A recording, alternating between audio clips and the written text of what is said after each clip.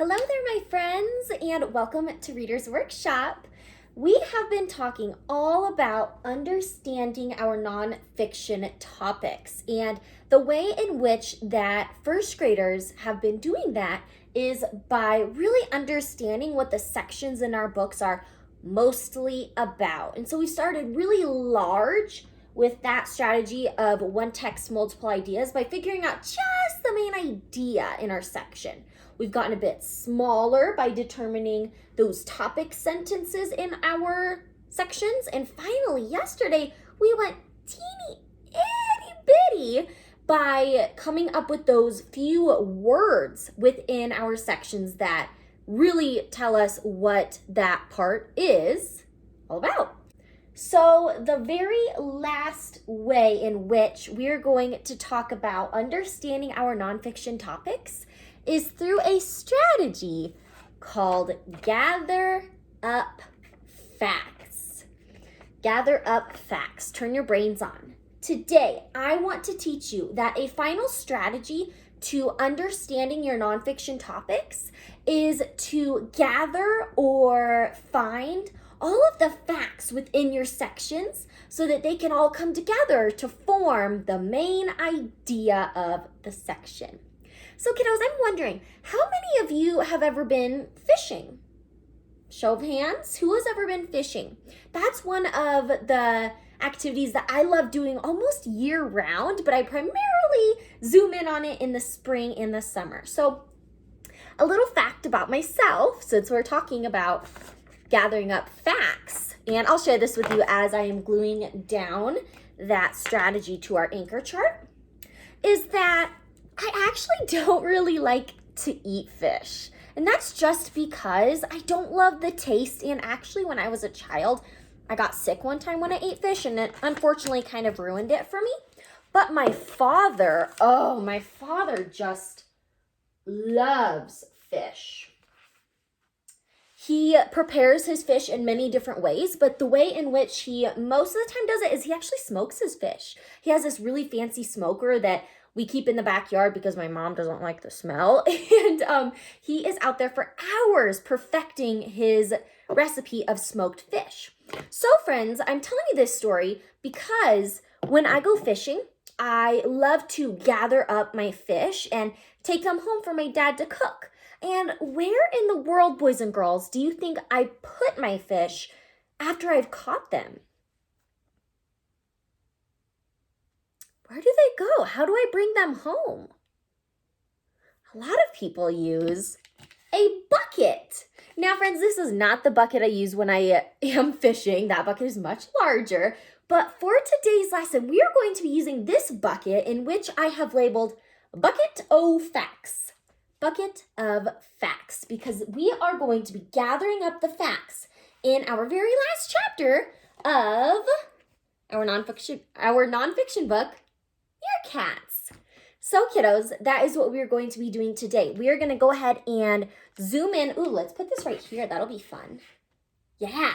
We are going to be zooming in on the last chapter in our nonfiction text, Meerkats, called Meerkats in the World. And now that we are able to really get the main idea of the whole section, now we can zoom in really far and pick out those super interesting facts so that we can share them with our loved ones. That is the final piece of research, boys and girls. It is to share that information.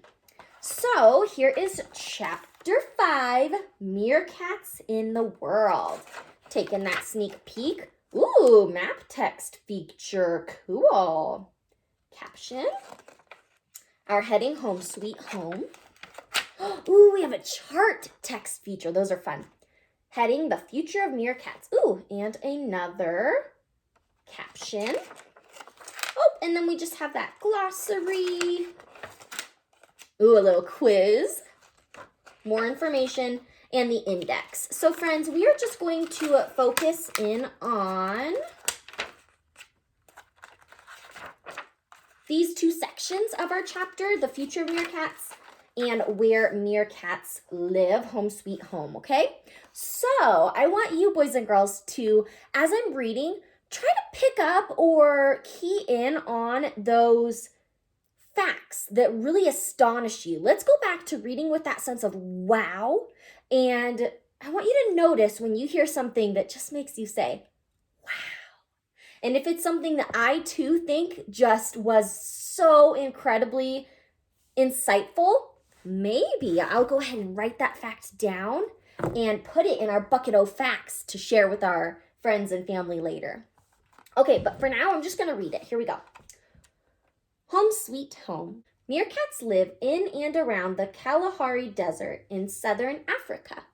Their homes can be found in the countries of Angola, Namibia, Botswana, Zimbabwe, Mozambique, Lesotho, and South Africa.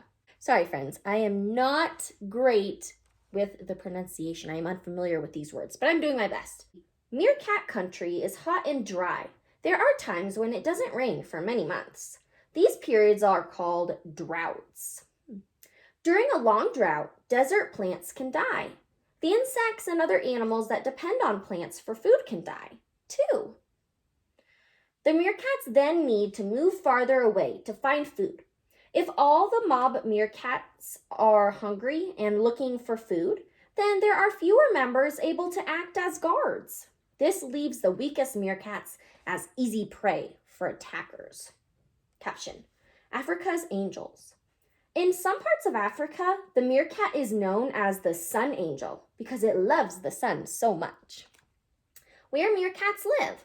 The green area shows where meerkats live. Okay, friends, so are there any facts from this section that you were just saying wow to? Let's go ahead and gather them up. And as always, if you need to pause and reread yourself, go for it. So friends, the first one that, really sparked my attention is that they live in southern Africa, way down there. So I, my friends, am going to write that fact down. Live in southern Africa. Voila. Let's go ahead and give it a little fold and add it to our bucket of facts. Any other facts that you just were astonished by? I do want to mention that meerkat country is super hot, and that, of course, a lot of the plants can die in these climates, and so therefore meerkats are susceptible to death as well, unfortunately. So let's write hot and dry. Animals may die. I think that's a really big fact to add to our bucket. Let's gather that one up. Are there any others on this page? I think that those, boys and girls, are the two main ideas of this whole section of Home Sweet Home and where meerkats live. They live in southern Africa, and that climate is super hot and dry, which can sometimes lead to meerkats dying. Let's move on and do the last section.